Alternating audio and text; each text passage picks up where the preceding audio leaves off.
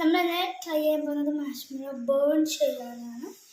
നമുക്ക് gas stove ഒന്ന് ഓണാക്കി കൊടുക്കാം. നമ്മൾ ഗ്യാസ് സ്റ്റവ് ഓണാക്കിയിട്ടുണ്ട്. ഇനി നമുക്ക് മാഷ്മെല്ലോ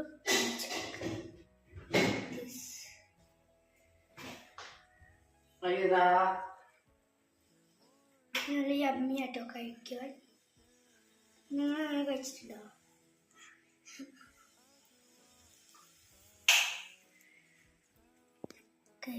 നമുക്ക് ആവശ്യമുള്ളത്രയായി. ഇതാണ് നമ്മുടെ അവസ്ഥ. ഇത് വർക്കായിട്ടുണ്ട്.